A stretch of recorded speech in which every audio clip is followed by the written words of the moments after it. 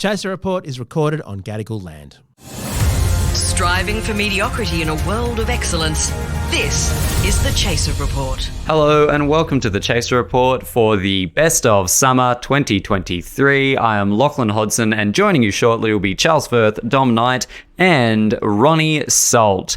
We're going to be continuing our replaying of the best interviews of 2022 over the course of January, and we'll be joining everyone back with the regular podcast in February. However, for now, what we've got on the show is the first ever time that Ronni Salt, the spectacular Ronni Salt, was on the podcast, and it was also that time that we found out a certain Prime Minister, Scott Morrison, had decided to swear himself into multiple different ministries. Now, if there's anything we know about Scott Morrison, it's that he did like to play dress up. He dressed up as a football player, a tradie, a barber. There was that time he went welding. In fact, I'm pretty sure the only thing Scott Morrison didn't dress up as was a Nazi on his 21st birthday. Same can't be said for Dom Perrottet, and I, for one, cannot wait to see that photo. What a bloody idiot. Okay, we're going to kick on with the podcast. Enjoy. Here's Ronni, Charles, and Dommy. Dom Knight and Charles Firth here with you. And big news on the Scott Morrison front. So much to catch up on, and we're very lucky. For the first time ever on the Chase Report, we have a very special guest, Ronni Salt, who's probably one of the biggest people on Twitter in Australia. She has her ear to the ground 24/7 in hashtag #Ozpoll. And happens to also be a columnist for our sister publication, The Shot. We're going to talk to her all about Scott Morrison straight after this. Now, hang on, Charles. Can I just clarify, because I haven't met Ronni before. Yeah. Is this Ronni Salt or is this Scott Morrison in the role of Ronni Salt? Shit, Can you just check that out? Because it could be a bit awkward. That's right. None of the medical advice contained in the Chaser Report should legally be considered medical advice. The Chaser Report. If you don't want ads like that, go to chaser.com.au/podcast and pay us $9 a month for the ad-free version, which now works, by the way. An amazing new idea in the world of podcasting. Ronni Salt, welcome to the Chaser Report. Oh, look, thank you for having me. Now, how lucky are you feeling to have had Scott Morrison as Prime Minister making big decisions, brave decisions in the national interest with the legal advice of Christian Porter to back him up? Well, look, I didn't know how lucky we were. Did you? I mean, no, it was kept secret from me for my protection. Can't our lucky stars? I think he's given a new meaning to the word paternalism. It's all done for our good. Oh, so we're all Jenny and the girls. Australia is the girls in this scenario. Just leave it to Dada. Dada Scott. Exactly, Dom. And I think Scott has always enjoyed positioning himself as Australia's father. So it probably goes in line with that sort of attitude, I think. It's much more likely that Barnaby Joyce is our father, isn't it, on average? Depends what sort of an upbringing you've had. But it's such a weird, we were discussing it earlier in the week, it's such a weird thing to do because some people have sort of said, oh, it's a Tin Pot dictatorship type thing, it's a, despotic grasp for power, right? And, you can sort of see, like, it is something that is done in those sort of Tin Pot dictatorships. But to me, it does feel like it's more like he wasn't actually doing it to exercise any powers because he never did that anyway, even as Prime Minister. It's more like he was collecting the set. Like he was a little kid in the lolly shop. Christian Porter said to him, oh, yeah, you can get the health ministry. And then he, without telling Christian Porter, then went away. And hang on, did Christian Porter not even know that he'd appointed himself? Not even Christian Porter knew. Wow. Yes, and then Christian Porter had a portfolio that he stole from him secretly. How? Because there were four different sort of industry and science ministers. No, but he never stole Attorney General, did he? No, but industry and science, Christian Porter was. Industry science, yeah. How bizarre. So, look, I've always found that with things like this, once you've popped, you can never stop, right? Yes. Once you've done the first secret shadow ministry, I mean, the rest is just, you can't begin it. You finish the bottom of the chip packet. Yeah, it's like a gateway crime, isn't it? He probably, look, I agree with Charles, though. I don't think he went and got one of those, those lovely Russian dictators, massive hats, military hats. Oh, yes. I don't think he measured himself up for one of those or got a little sort of, allowed some room for the military procession or what have you. Well, it was the only silly hat he didn't wear during the campaign, actually, the Russian Guard hat. God knows what he's got in his wardrobe, but I don't know whether he actually went and did that. But yeah, look, a lot of it sort of so much about Scott Morrison that has sort of been left untouched. We're not allowed to talk about this and we're not allowed to talk about that. But it very, very much plays into, I don't know whether I would use the word sinister, but it certainly plays into something that I've often spoken about, which is Scotty the Saviour complex. He very much sees himself as somebody who has been spoken to by God.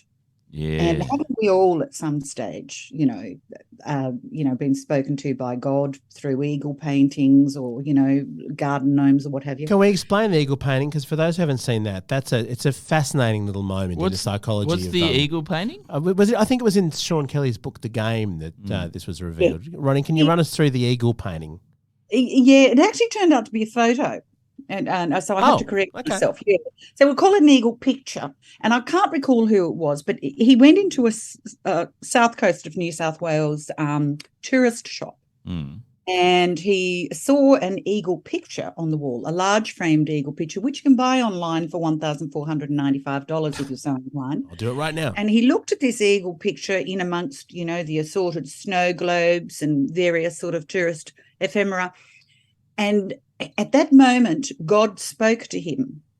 And he said, I need a sign, God, I need a sign. Now, I'm not quite sure how it happened in his head, or the shopkeeper themselves were a little bit alarmed that the eagle picture started talking. I don't know.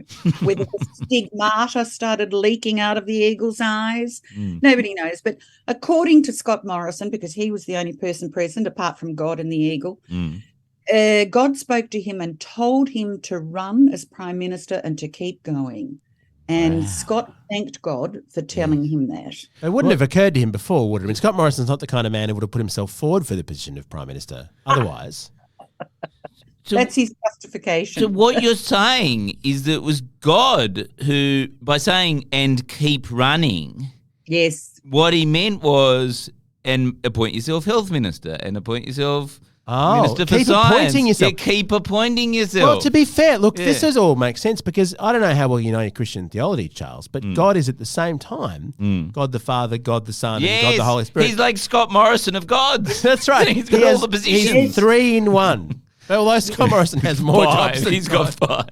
The contradictory Holy Trinity. Well, look, I think his omniscience is I think it's been underrated. But there is in that rather I can't think of a word for it, bizarre sort of tale of the Prime Minister believing that he was sort of spoken to through an eagle painting. There is a little thread that you can pull out of that and pull into the Scott of 1,000 Ministries, his ministry me shuffle, that where he sort of appointed himself. That is because he genuinely believed that he was saving us all. Scott the Saviour. I don't want to be too cynical about his motives here because clearly he's a man of great public service. We all know that. But if you were someone who wanted a sign from God, wouldn't you just walk around until you saw, like you could walk past one of those shops that sells like Fitzbo posters. Like if you're looking for a sign, you can find a bumper sticker anywhere. I mean, admittedly, it's pretty unlikely to walk into a junk shop on the South Coast and not find a picture of, dogs playing poker or something. But if you're the kind of person who wants a sign, it can be anything. It can be someone in a McDonald's drive-through giving you a chip packet in the shape of the Virgin Mary. I don't know. But this happened. Like you're sort of assuming that Morrison's lying. And I'm not assuming that he was lying. I'm just saying if you're the kind of person who wants to find a sign, you go through your day. Yeah. And like I'm looking at the desk in front of me. Oh, I can see a eucalyptus spray antiseptic that we use to clean the studio. Oh, that means that God wants me to clean up Australia. And that totally explains it because when he saw the letter from Christian Porter saying you can appoint yourself to be any minister that you want, he took it as a sign that God wanted him to appoint himself as any minister that he wanted. I get it. Well, what is God's position on this? We've heard from the GG, we've heard from Morris, we haven't heard from God yet, Ronnie. Oh, but look, I'm just surprised he didn't get Jesus on his toast. the people who do that and then sell it on eBay as a little bit of a sideline or something. We should send an intern down to the south coast of New South Wales, find the eagle, and get the eagle to talk to the intern about what happens next. I mean, it's a good question as to whether or not it's the eagle's fault, and the eagle should take some part of the responsibility for that's right. the disaster that happened. It's not Scott Morrison's fault anyway. It's the eagle. Well, let's get on to that though, because the press conference yesterday. Yeah. This is the news that we're kind of the breaking news. He gave a press conference. When I saw the note pop up saying, Prime Ministerial Press Conference 12:15 Commonwealth Parliamentary Officers. Yeah. I thought he was going to quit. I thought he was, because he's just registered a new company. Yeah. I thought he was going to say, look, I realise people aren't happy with this. I'm just going to go and, because isn't he going to quit anyway? I mean, this is just, why is he hanging on to a job that, he doesn't have to do anything and he gets paid a parliamentary salary? Right. Fortune for. He could be there, out of the goodness of his heart, helping the people of Cook. Perhaps he's working out the local pedestrian crossing, for a downtown primary school. But he said he's not involved day to day anymore. In politics. No. Yeah, that's right. Which is an odd definition of the job of a member of the House of Representatives. Perhaps he just likes the coffee in the parliamentary offices or the sweets or something. Yeah, I mean, people are so cynical about him. Who would know with Scott? I was told by one of my sources, and actually told independently from two of my sources within the Liberal Party, that Scott Morrison was assertively seeking board positions, one corporate and one charity. There's the story about the NRL board, wasn't there, which got yes, which he admitted to sort of having a discussion about it, but said it was pub talk. So, I don't know what that is, but anyway, it was pub talk, whether he spoke in the pub or not. But he's sort of wandering around, having a little bit of a flick at the car doors, a little bit of a flick at the car doors to see which car door will open for him. You don't jump without a gig to go to, do you? That'd be foolish. Yeah. That'd be, That's right. Barilaro wouldn't do that. And it's not as easy when you're Prime Minister, when you just appoint yourself to whatever board position you want. True. Why didn't he appoint himself to a retirement job when he saw what the polls were saying? I'm just wondering, in terms of stunts, Charles, you were talking about going and visiting the Eagle.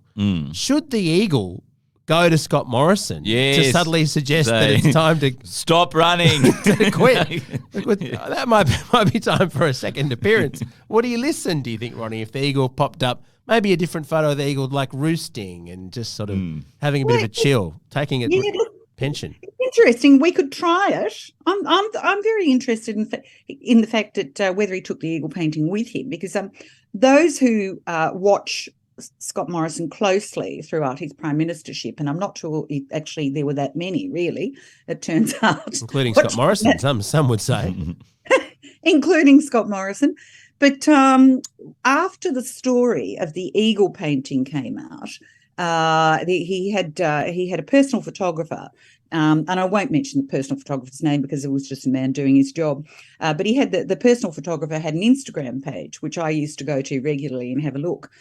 And I noticed that after the story of the eagle came out and, this sort of justification for him being Prime Minister, Scott Morrison, whenever he was in his office in Parliament, his Prime Minister office in Parliament, would always make sure that the eagle picture was in the background. Oh. Clearly he purchased that, brought it with him, and I think there's about probably 4 or 5 or 6 of the particular photos where he's positioned. And in some cases, I don't know how the photographer got the shot. He must have been, sitting in a drawer or something, so that we could get the photo of the eagle in. It's very pointed, very pointed. So I don't know where it is now. Perhaps Jen's got it.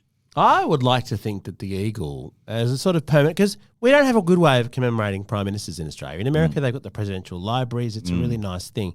I think maybe we should arrange for that eagle poster to be framed in perpetuity at the site that I guess most of us associate with Scott Morrison, which is Engadine Macca's. Can you imagine if you went there for a junior burger and you look at the eagle and you think to yourself, that's the eagle that told Scott Morrison to run. Not to the toilet quickly, but to run for political office. Who knows? It's possible. Maybe there was a message that he got that day that he needed to run very quickly. Yeah, you must get the run. Run, Scott, run. The Chaser Report. Less news, more often. The thing that I don't understand at this point about the story is why, as we mentioned, all the other portfolios, because I'm of the view that the health minister thing actually did make sense, right? There were all these powers that that were delegated only to the health minister that could basically order anybody to do anything to stop COVID, not reviewed by Parliament. And if he had been in intensive care with COVID, then we needed someone else to issue the orders. Yeah, you'd then head to the Governor-General and get yourself appointed health minister at that point. Yeah. And tell the public. As normally happens all the time when ministers get sick. You don't go, oh dear, we need to have a backup minister because there's a whole lot of laws where the whole thing of saying only the health minister gets to do that is so that there's a single point of responsibility. The fact that you have two health ministers means suddenly this question around, well, whose responsibility was it Charles, really? For years It's you've been criticising Scott Morrison for not taking responsibility for years, and the one time he tries to take on extra responsibilities, you're going to criticise him. But no, look, I can see, in the interest of quick decision making, I can actually, because they did shut down the borders immediately. They did do all this stuff immediately. I kind of get that. I mean, you're questioning it, fair enough, but what about the others? Why did he need to take on all those other jobs? I mean, the immigration minister gets to rule personally over whether people come in and out of the country. He was immigration minister at one point, wasn't he? Or Home Affairs. Home Affairs, yeah. Yeah. So I don't understand what was going on with the others. Do we have any sense of why he thought this was necessary, given that his only defence is crazy times in the pandemic, these things happen? There's no explanation offered at all for anything post the health minister, is there? Nothing he says really adds up. I'm with Charles. Yes, the health minister position is understandable, but I'm going along with Charles, and a lot of legal scholars have said the same thing. Even when that particular issue happened, then there would have been a plan B in place. They would have spoken about it in cabinet. Look, if God forbid anything happens to poor little Greg, he gets backed over by a truck or something like that. We've got to have somebody there to back him up with these extraordinary powers. The Minister for Finance, which happened around the same time, I don't understand. I do not understand. I have my if you like, my suspicions about why it happened. Would Matthias Cormann and Scott Morrison factionally aligned, or did they not trust each other? They did not trust each other. Right. No. So he just went, surely the simplest explanation is he just went, well, I'm just going to take this role secretly, not tell the finance minister, because I don't trust Matthias. Wasn't Matthias the swing vote who dumped Turnbull and put Morrison in? That was more to do with, I think, political horse trading than anything than Matthias actually having an undying devotion to Scott. Yeah. And certainly, the idea that Matthias Cormann was placed in at the OECD was something that Scott Morrison was very happy to do, to get Matthias out of Parliament kind of thing. But I think there was a lot happening at that time in March of 2020. There was a lot happening in the Department of Finance. A lot of money was floshing around, yeah. But there was the investigation into Brittany Higgins. There were a number of, in the Brittany Higgins issue, there were a number of other issues that were flowing through the Ministry of Finance, which Scott Morrison might have liked to have backstrapped himself to. Retrospectively, we can blame him for not solving the Brittany Higgins situation for another reason, other than being Prime Minister. I am surprised, given that he was the Minister for Everything, now that we know how many portfolios he sort of accumulated like a sort of some sort of hoarder, somebody with pathological hoarding problem. I am surprised that he still didn't know anything. He didn't know anything about anything. Or didn't know a lot of things. Are you implying that because he was minister, there would have been information available to him that he would have otherwise not known? Is that the idea? I don't know. I did speak to somebody yesterday who has spent almost 30 years in the Canberra Public Service as a senior public servant, worked both for ministers and within the public service. And they told me that it would be impossible to know what information Scott Morrison had access to and what he hadn't. Well, how is that possible? I thought the whole point about freedom of information is that sort of ministerial decisions and all those things are fairly transparent. Well, they're meant to be, but you don't know. You don't know who's CC'd into what. I mean, we're in uncharted territory here, aren't we? We're in very choppy waters. You're talking about a man that decided to sort of anoint himself. Yes. 5 separate ministers. I think we need an inquiry And you know who I think should run the inquiry? The Justice Minister, Scott Morrison. Yeah. No, I think we should get an eagle in. Well, what about Gaetjens? He's got some time on his We hands. need an That's right. investigation. We need an He could look into it. investigation. Yes, we need investigations. Look, who would know why I did it? It's really important too to, I think, delineate, to chunk up his explanation. I don't know if anybody read that sort of rambling Facebook post he gave yesterday. Yeah. Oh, no, I didn't. 1,200 words. It's the most we've heard from him in a long time. The He had to do a day of work. And it just goes to show what happens when you have a prime ministerial office of about 30 or 40, half of whom are media advisors and comms advisors, and suddenly you're a backbencher. Only one or two, because he was left to go rogue with that little keyboard, and away he went. He was going to tell us everything. But anyway, I did, despite losing the will to live about halfway through, I did read it from beginning to finish. and nowhere in it does he outline the fact that 3 of the 5 portfolio's that he took on board didn't happen during the alleged emergency that he in 2021. They were in April, around about April 2021, when things were sort of reasonably well in hand. So that doesn't wash either. The idea that, there was an emergency and nobody knew what was going on and people were running and sticking their heads out of windows and screaming and God knows what else, and Scott was coming in to save the day. That might have washed in the very beginning with the Minister for Health and even with the Minister for Finance, which I don't buy, but still. But what explanation does he have for the other portfolios he took on board? Well, it does put a bit of sharp relief into the problem with the vaccine rollout, right? Because if you're so busy signing yourself into other roles, organising things like getting enough Pfizer and AstraZeneca doses is going to slip your mind. Although as health minister, he was also actually responsible.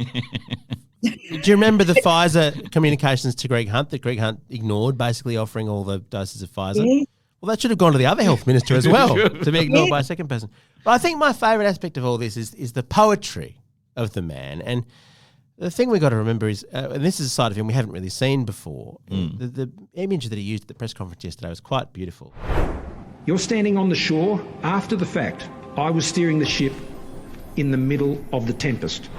Wow, he was the Messiah. So it all comes back to boats. So with him, I stopped the boats. And that just reminds me, if you know that famous Christian poster with the footsteps? Yeah. Lord, why was there only one set of footsteps? It was because Scott Morrison was steering the ship. At the But time. if it had all the footsteps, wouldn't there be like 10 footsteps from all the ministries that he had? And secret footsteps. There.